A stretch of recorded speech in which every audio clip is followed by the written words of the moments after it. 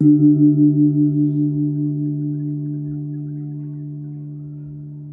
matter what the question, the answer is always the same. Right? Is to come home.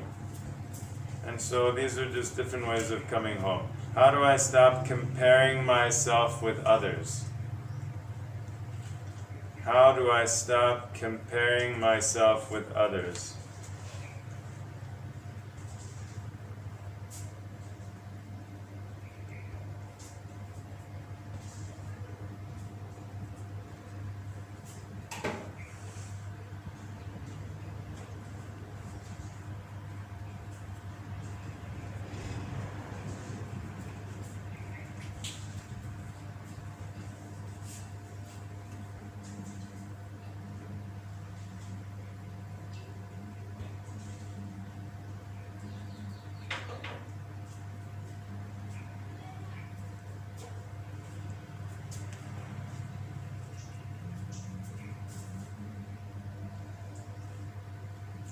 Yeah. When we're comparing, whether we're comparing ourselves with others, like some other person, or whatever we imagine that other person to be, really, because we don't know who the other person is or what they're going through or anything. So always we're comparing ourselves with imagination.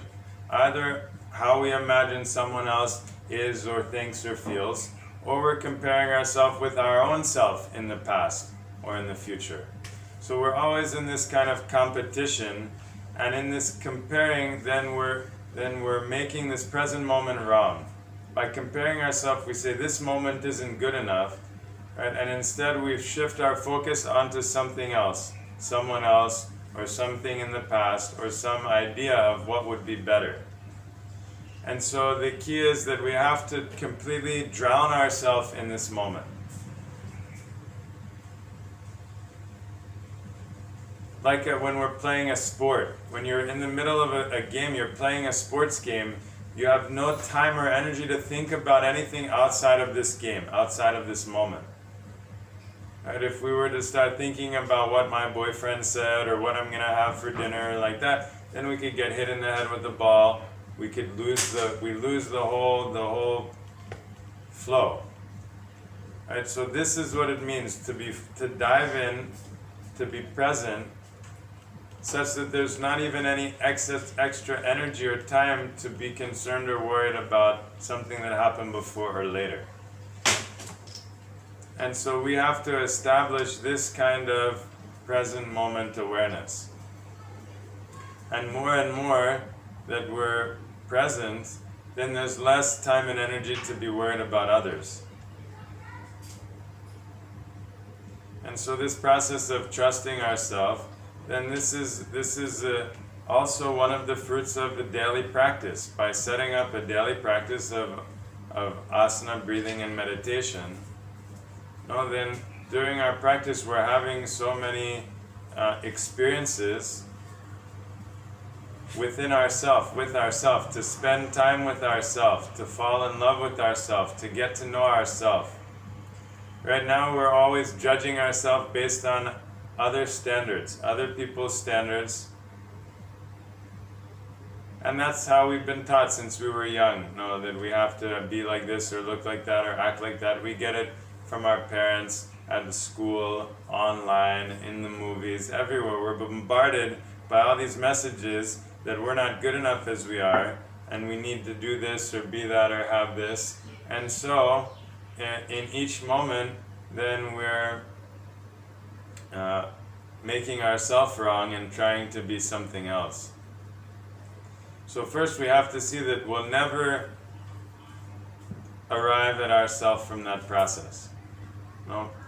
By no amount of judging or punishing or like that will we ever become who we are, because we already are who we are. We're already in a state of wholeness. And so it's not by changing something or fixing or editing something that we're going to become a better ourselves. Each moment we're fully ourselves, there's no better.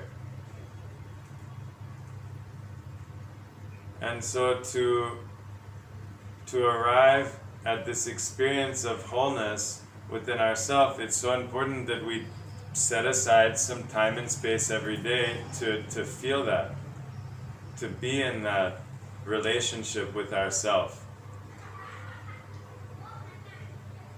to be in that space of deep love and acceptance, not in the mind. We can never get in the mind, and the mind will always be comparing. That's what the mind does.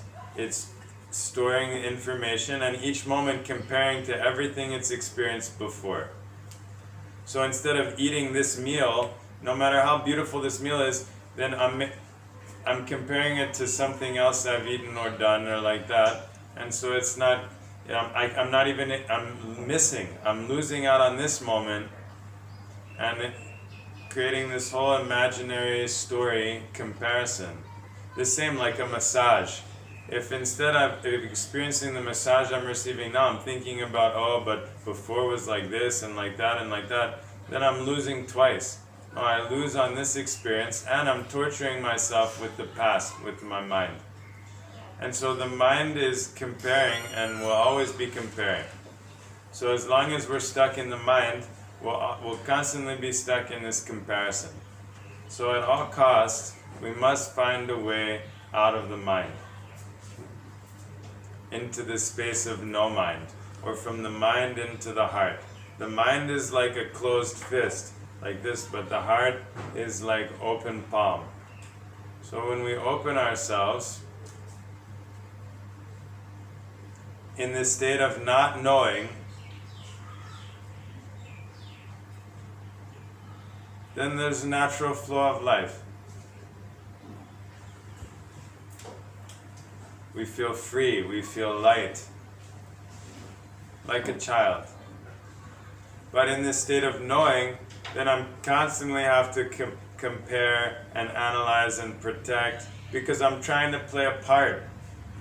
So I've got to make sure, oh, am I doing it right? Does it look right? Does it sound right? What about this and that? And that's such a deep stress and tension.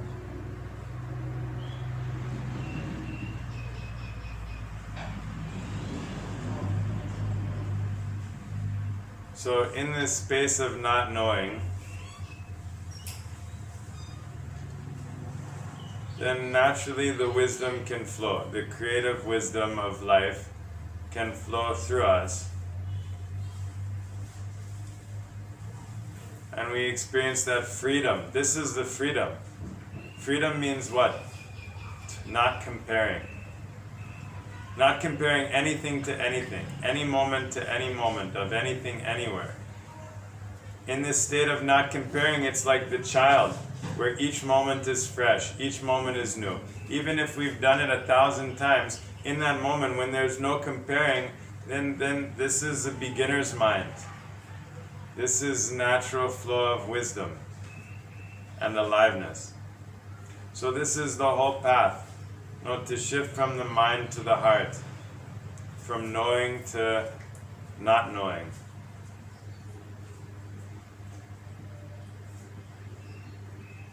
From the past to the present. And every thought, every thinking is in the past. Every idea, every concept, every problem is in the past. There's no problem in the present moment. Nothing can touch the present moment.